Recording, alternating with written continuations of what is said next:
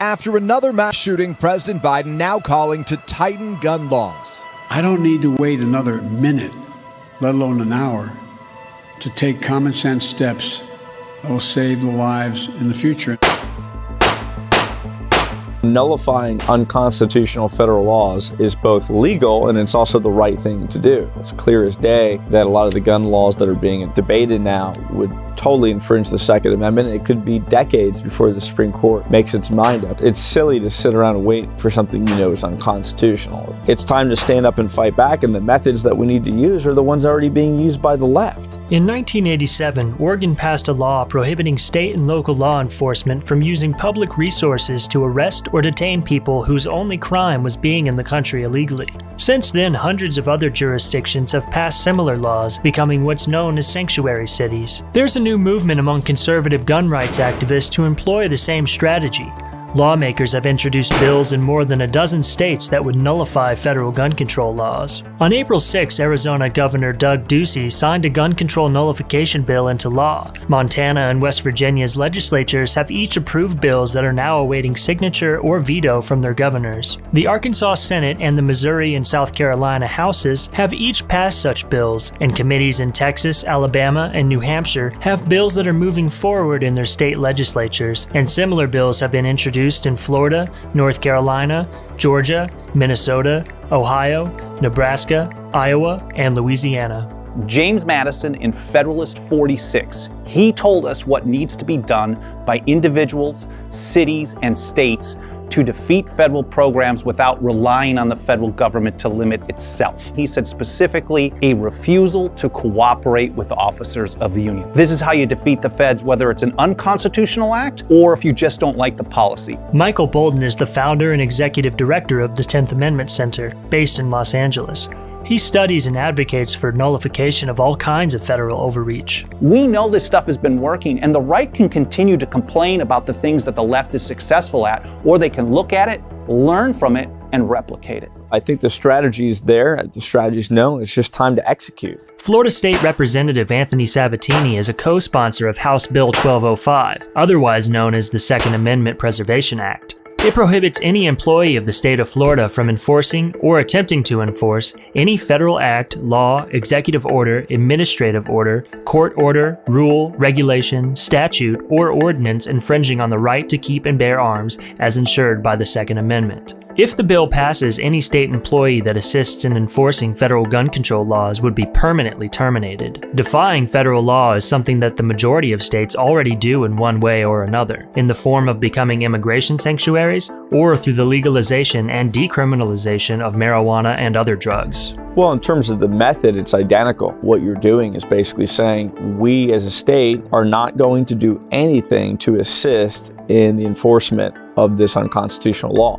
So in that sense, the method's exactly the same. With marijuana, certain drug laws, basically they just stood down and they stopped cooperating. And what you saw with sanctuary cities was the same thing. They stopped reporting to and dealing with ICE, and that's basically what we're doing. The federal government is so big today that it can't enforce pretty much anything without the help of state and local law enforcement, state agencies, and the like. And when you opt out of enforcement, it renders that nearly impossible to enforce. The ATF only has about 5,500 employees for the whole country. About a third of them are in administration, and that means they don't have the manpower or resources to enforce federal gun control on their own. Their maximum capacity year in and year out is between 8,000 and 10,000 closed cases. So if you get a combination of more than 10,000 people violating a federal act, and then on top of it, you have states and local communities refusing to participate in enforcement, you've then opened the door to actually nullify that federal act in practice and effect. Boldin says that the legal case for nullification doesn't depend on the constitutionality of a law that a state wants to nullify,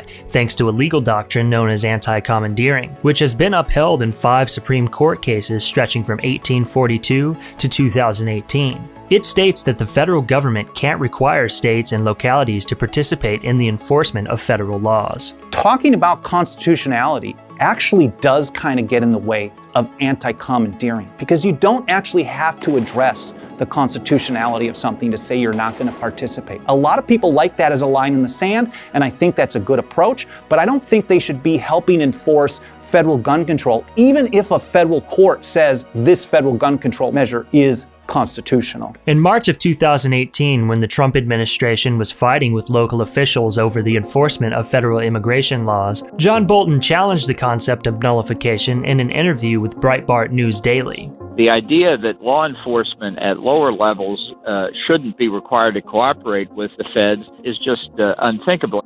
That was also proposed by South Carolina Senator John C. Calhoun before the Civil War. That's right. To say that South Carolina and other slave states would not enforce federal law regarding slavery. People will use that line if they just don't like the policy. And of course, some people will just fall in line and say, well, that's evil and racist. But the bottom line is nullification as a tool. Banning participation in federal enforcement was actually a tool of the anti-slavery abolitionist North. And when South Carolina seceded, and same with Georgia and Mississippi, and I think Texas as well, they issued a document to explain their rationale, and they specifically cited Northern nullification of the Federal Fugitive Slave Act. Sabatini says the nullification bill he's sponsoring is popular among voters, which doesn't necessarily mean it's likely to pass. I know that at the grassroots level and throughout the state of Florida, this is one of the most popular bills filed in this session this year, if not the most popular bill. But you really never know what the chances are in the legislature. In other states, law enforcement groups like the sheriff's associations in Montana, Wyoming, and Missouri have worked to prevent these laws from passing, or to change language in the bills to render them effectively useless. Bolton says police departments want to continue enforcing federal law because it's lucrative. In Missouri, one of the biggest reasons that Sheriff's Association is against it is they want to be able to use federal gun charges as leverage for marijuana violations or other drug war issues. And so if you get caught by cops